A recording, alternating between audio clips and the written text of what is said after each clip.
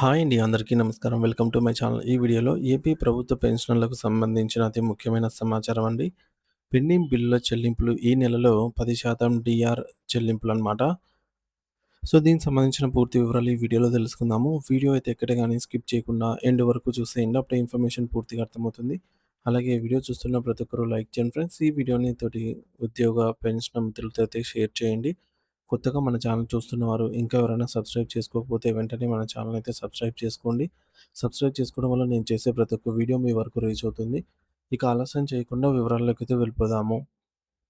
Friends, ఇక విషయానికొచ్చినట్టయితే ఆంధ్రప్రదేశ్ రాష్ట్ర వ్యాప్తంగా ఎంతో కాలంగా తమ రిటైర్మెంట్ బెనిఫిట్స్ మరియు ఇతర బకాయిల కోసం కళ్ళు కాయలు కాసేలాగా ఎదురు చూస్తున్న విశ్రాంత ఉద్యోగులకు, పెన్షనర్లకు సంబంధించి ఒక అత్యంత కీలకమైనటువంటి మరియు సానుకూల అప్డేట్ అయితే అందుతోంది. ముఖ్యంగా రాష్ట్ర ప్రభుత్వం గతంలో విడుదల చేసినటువంటి జీఓఎంఎస్ నంబర్ 60 అండ్ 62 నిబంధనల ప్రకారంగా ఈ నెలలో పెన్షనర్లకు రావాల్సిన 10% డీఆర్ అరియర్స్ చెల్లింపుల ప్రక్రియ వేగవంతం అయింది. ఈ 10% బకాయిలు అనేవి జనవరి 1, 2024 నుండి పెండింగ్‌లో ఉన్న మొత్తం నుంచి లెక్కించి చెల్లిస్తూ ఉన్నారు. పెన్షనర్ల పెండింగ్ బిల్లుల చెల్లింపుల విషయానికొస్తే అసలు పీఎఫ్ మరియు గ్రాట్యుటీ నిధులు ఏ నెల వరకు ఎవరికి జమ అయ్యాయి అనే పూర్తి వివరాలను ఇప్పుడు మనం కూలంకషంగా అయితే చర్చించుకుందాము. విశ్రాంత ఉద్యోగులందరికీ ఈ వారంలో పీఎఫ్ క్లోజర్స్ అమౌంట్ మరియు నిన్నటి రోజు వరకు ఉన్న సమాచారం ప్రకారం గ్రాట్యుటీ మొత్తాలు కూడా పెద్ద ఎత్తున వారి బ్యాంకు ఖాతాల్లో అయితే జమ కావడం ప్రారంభం అయింది.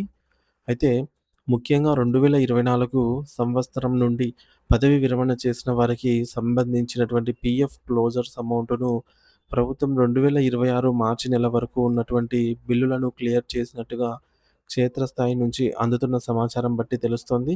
మరి చాలామంది పెన్షనర్ మిత్రులు కామెంట్ సెక్షన్ ద్వారా తమకు నిధులు అందాయి అని సంతోషంగా అయితే తెలియజేస్తూ ఉన్నారు. అయితే కొంతమందికి ఇంకా నిధులు అందకపోవడానికి ప్రధాన కారణం కేవలం సాంకేతిక పరమైన ఇబ్బందులు లేదా ట్రెజరీలో బిల్లు సబ్మిట్ చేయడంలో జరిగినటువంటి చిన్నపాటి లోపాలు మాత్రమే అయ్యి ఉండవచ్చు. మరి ప్రభుత్వం నిధులను విడుదల చేసింది కాబట్టి బిల్లులు సక్రమంగా ఉన్న ప్రతి ఒక్కరికి కూడా ఈ నెలలో అంటే బిల్లులు కరెక్ట్‌గా అప్రూవల్ అయిన వారికి ప్రతి ఒక్కరికి కూడా ఈ నెలలోనే ఈ యొక్క 10% నిధులనేవి జమ అవుతాయి ఖచ్చితంగా చెప్పవచ్చు. ఇక పీఎఫ్ క్లోజర్స్ విషయానికొస్తే దాదాపుగా 95% మందికి చెల్లింపులు పూర్తయినట్లు మనకైతే సమాచారం అందుతుంది. ఇక ఎవిడెన్స్ బట్టి స్పష్టమవుతుంది. ఇక విశ్రాంత ఉద్యోగులకు అత్యంత కీలకమైన గ్రాట్యుటీ సమాచారాన్ని విశ్లేషిస్తే గతంలో ఈ చెల్లింపులు 2024 ఆగస్టు నెల వరకు మాత్రమే జరిగాయి. కానీ నిన్న రోజున అందిన తాజా సమాచారం ప్రకారం ఈ ప్రక్రియలో భారీ పురోగతి కనిపించింది. సో, 2026 ఫిబ్రవరి నెల వరకు ఉన్నటువంటి గ్రాట్యుటీ బిల్లులు కూడా చాలామంది పెన్షనర్ల ఖాతాల్లో క్రెడిట్ అయినట్టుగా మన మిత్రులు ధృవీకరిస్తూ ఉన్నారు. ఇక్కడ ఒక చిన్న గందరగోళం ఏమిటంటే కొందరు మిత్రులు తాము 2025 జూలైలోనే రిటైర్ అయ్యాము. కానీ మాకు ఇంకా గ్రాట్యుటీ జమ కాలేదు అని ఆవేదన వ్యక్తం చేస్తున్నారు. ఫిబ్రవరి 2026 వర ఫిబ్రవరి 2026 వాళ్ళకే జమ అయినప్పుడు 2025 జూలై వాళ్ళకెందుకు రాలేదు అనేది పరిశీలిస్తే ఇది కేవలం ట్రెజరీల వారీగా లేదా జిల్లాల వారీగా ఉన్న సాంకేతిక ప్రాధాన్యతల వల్ల జరిగి ఉండవచ్చు. ప్రభుత్వం బడ్జెట్ మొత్తాన్ని కూడా కేటాయించింది కాబట్టి ఈ వారంలోనే మిగిలిపోయిన వారందరికి కూడా గ్రాట్యుటీ నిధులు ఖచ్చితంగా క్లియర్ అవుతాయని అయితే అధికారులు భరోసా ఇస్తూ ఉన్నారు. ఇప్పటికే జనవరి 2026 సంబంధించి గ్రాట్యుటీ బిల్లు పాస్ అయినట్టుగా మన దగ్గర ఖచ్చితమైన ఆధారాలైతే ఉన్నాయి. మరోవైపు సంపాదిత సెలవుల నగదు మార్పిడి లేదా ఎన్‌కాష్‌మెంట్ ఆఫ్ ఎన్యూడ్ లీవ్స్ గురించి సమాచారం కూడా చాలా ఆశాజనకంగా అయితే ఉంది. రాష్ట్ర ప్రభుత్వం పీఎఫ్ మరియు గ్రాట్యుటీల కోసం ఇప్పటికే సుమారు 5,000 కోట్ల రూపాయలకు పైగా భారీ మొత్తాన్నయితే వెచ్చించింది. దీంతో పాటు ఇంకా సుమారు 1,800 కోట్ల రూపాయల బడ్జెట్ నిల్వ అయితే ఉంది. మరి ఈ మిగిలిన నిధులను పోలీస్ డిపార్ట్‌మెంట్‌కు సంబంధించి సరెండర్ లీవ్స్, ఎస్ఎల్స్ బకాయిలకు మరియు ఇతర శాఖల సెలవుల నగదు మార్పిడికి ఉపయోగించనున్నారు. సాధారణంగా జూన్ 2024 వరకు ఉన్న సెలవుల బకాయిలను గతంలోనే చెల్లించారు. ఇప్పుడు జూలై 2024 నుంచి ఇప్పటి వరకు రిటైర్ అయిన వారికి రావాల్సిన నిధులను కూడా ఈ వారంలోనే జమ చేసే అవకాశం అయితే ఉంది. మరి ప్రస్తుత ప్రభుత్వం ఈ పెండింగ్ బకాయిల పరిష్కారం కోసం ఏకంగా 7,059 కోట్ల రూపాయల భారీ బడ్జెట్‌నయితే కేటాయించడం అనేది పెన్షనర్ల పట్ల ఉన్న చిత్తశుద్ధిని తెలియజేస్తుంది. మరి ఈ యొక్క భారీ నిధుల విడుదల నేపథ్యంలో గౌరవనీయులైన ముఖ్యమంత్రి గారికి మరియు గౌరవనీయులైన ముఖ్యమంత్రి గారికి పెన్షనర్లు మరియు వివిధ పెన్షనర్ సంఘాలు తమ హృదయపూర్వక కృతజ్ఞతలైతే తెలియజేస్తూ ఉన్నాయి.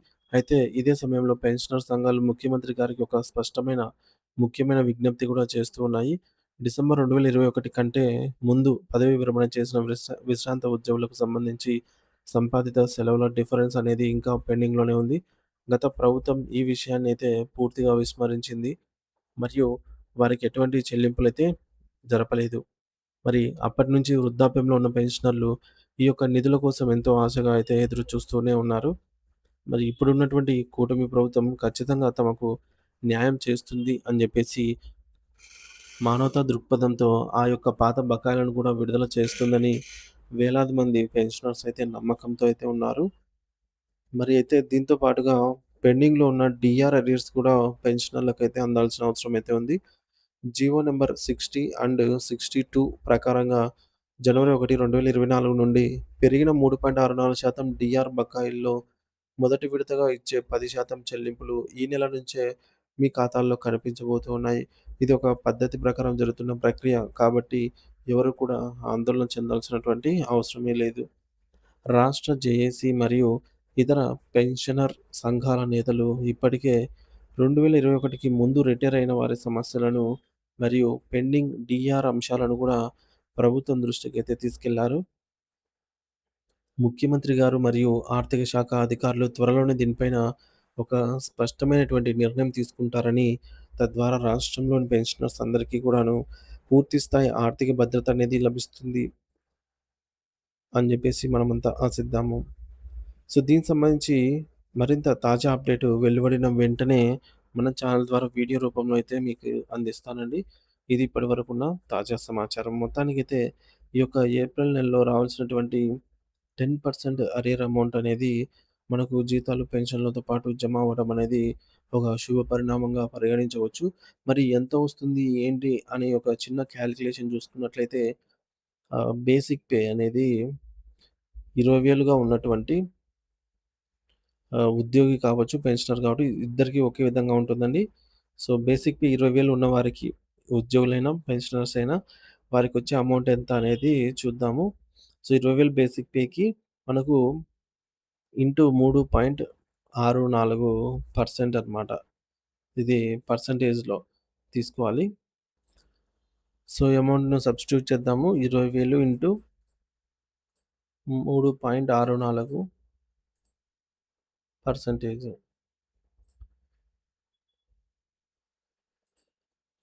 ఈజ్ ఈక్వల్స్ టు రూ. 728. అంటే ఇది ఒక్క నెలకి రావాల్సిన అరియర్ అమౌంట్ అన్నమాట. రూ. 728 1 మంత్‌కి, ఒక నెలకి. ఇక్కడ 21 నెలలు రావాలి కాబట్టి, సో, మరి 728 ఇంటూ 21 సో, 21 నెలలకి ఎంత అమౌంట్ అవుతుందంటే, ఇక్కడే చూడొచ్చు. ఇంటూ 20 అంటే 14,000 ఈజ్ ఈక్వల్స్ టు రూ. 14,560. ఇందులో మనకు ఇప్పుడు ఏప్రిల్